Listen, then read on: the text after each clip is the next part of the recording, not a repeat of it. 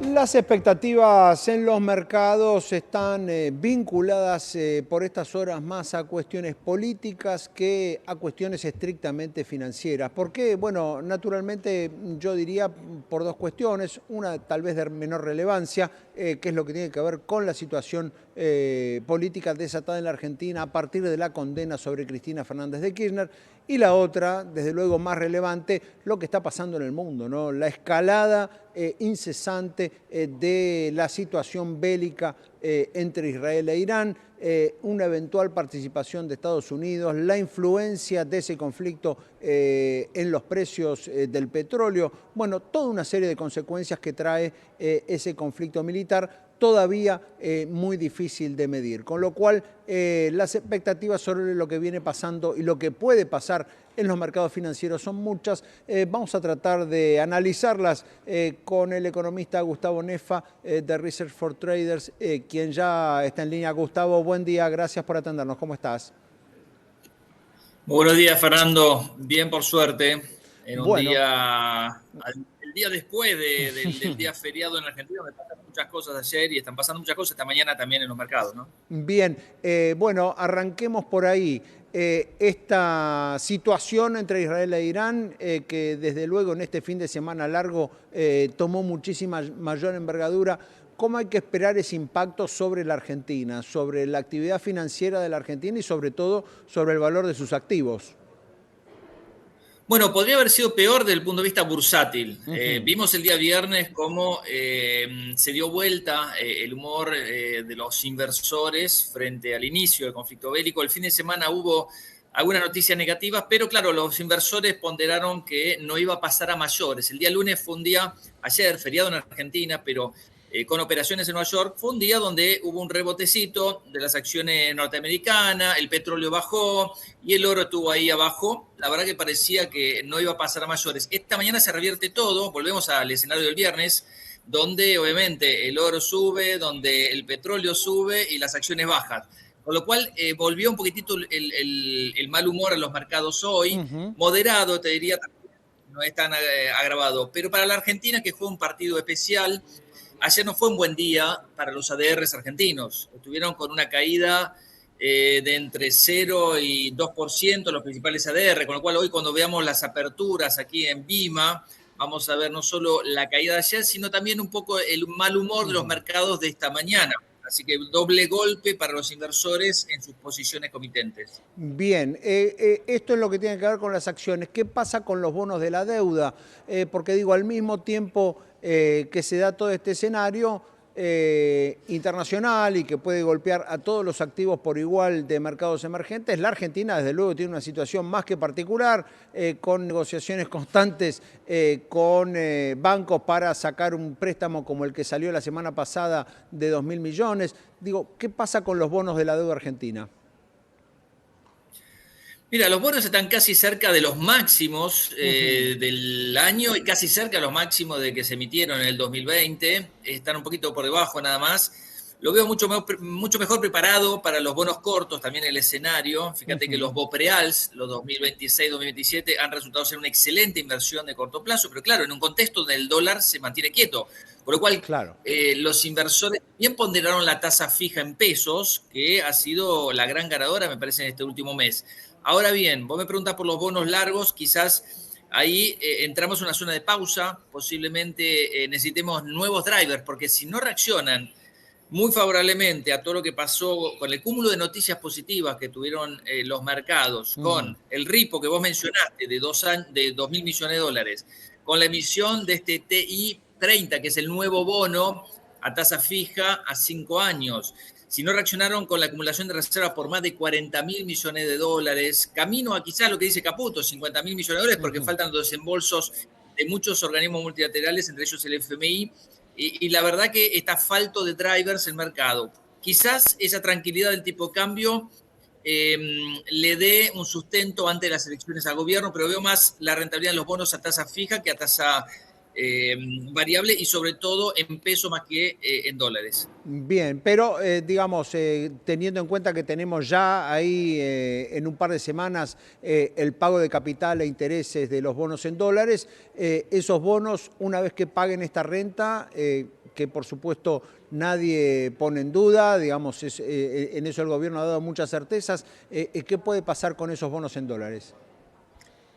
Correcto, el 9 de julio, Ujú. así como el 9 de enero, son la fecha de los pagos de los cupones y amortización de capital, porque recordemos que el Claro. 2029, el 2030 y el 2046, pero es un monto chico, sobre todo el 2030, que es en ambas Ujú. legislaciones es un 8% de la amortización de capital, es un pago muy importante, son 4.334 millones de dólares, también incluyendo Ujú. los bonos en euros, equivalentes en dólares.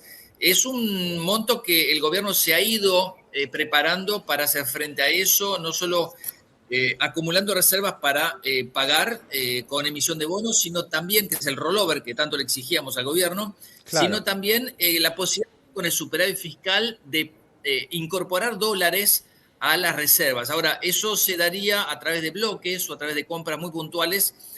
No lo descartemos de acá hasta el 9 de julio, que el gobierno pueda meterse en el mercado de cambio, que hasta ahora, desde que se abrió el cepo, no ha Ujú. intervenido un solo dólar.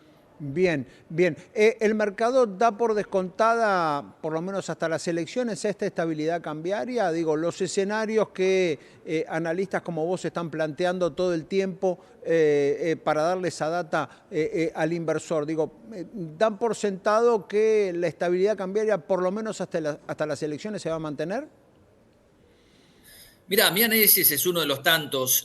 Para eso tenemos las encuestas Ujú. del REM del Banco Central, que son Sí. 40 consultoras, y tenemos los mercados futuros. Prefiero basarme en lo que dicen los mercados futuros. Una estabilidad envidiable, te diría, de acá a 12 meses el tipo de cambio debería subirse en una de mercados futuros un 26%. Ujú. Es más o menos lo que tenemos de inflación proyectada, 24, Sí. 25%. Si hacemos un promedio, más o menos, Ujú. ahora estamos a mitad de año, entre la inflación proyectada para el 2025 y la 2026, según el REN del Banco Central.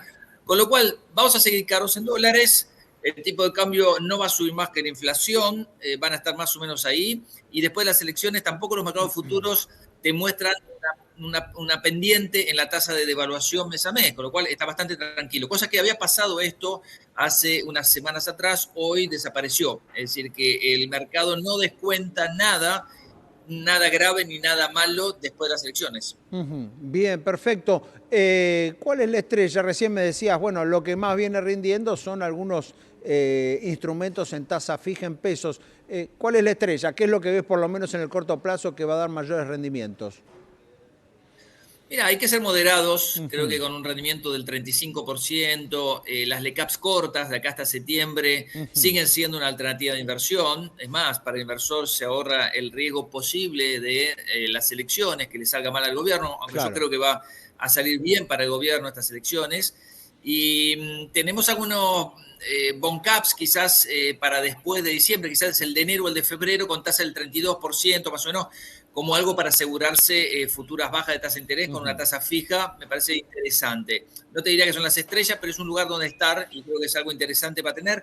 La otra alternativa son los bonos con SER, el Ujú. TZX6, TZXD6, que son dos bonos que vencen en junio y en diciembre del año que Y viene ajustan y por que tienen inflación. rendimiento 11% por encima del SER, Claro. que es la Ujú. inflación rezagada 2 meses. Ujú. Bien, bien, perfecto. Con lo cual allí no solo hay cobertura contra la inflación, sino también hay un rendimiento extra. Pero está claro que cuando a gente como vos se le pregunta, y bueno, ¿en dónde hay que poner el dinero?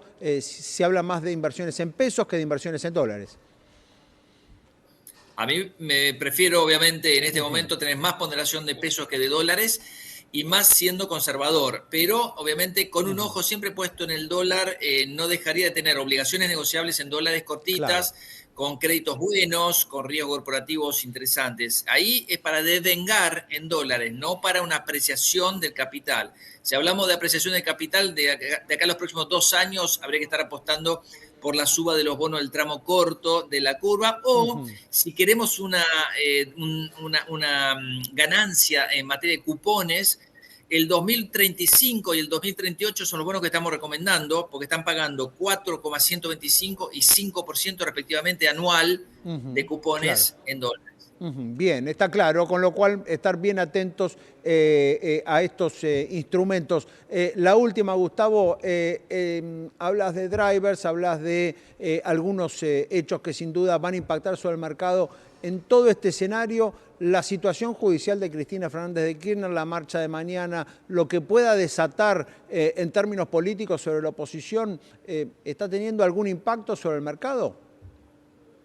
Te diría que no. La Ujú. verdad que es algo que se descontaba, es algo que fue fortaleciéndose como idea, pero el impacto bursátil pasa a un segundo plano, creo yo. Ujú. Es más, te diría que hasta confrontar con un frente tan extremo y tan condenado, hasta le hubiera servido al gobierno. Así que no es que tiene un impacto Ujú. desde el punto de vista bursátil, sí desde el punto de vista institucional, sí desde el punto de vista de la República, sí desde el punto de vista de un inversor extranjero que dice, Ujú. bueno, por fin la justicia está actuando, por fin Ujú. la justicia está actuando. Bien, de acuerdo, Gustavo, muchísimas gracias por este contacto y este análisis.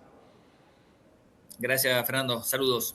Gustavo Nefa, economista de Research for Traders, con el análisis bien detallado y bien interesante acerca de cuáles son los instrumentos financieros que vienen rindiendo mejor para los argentinos en el medio de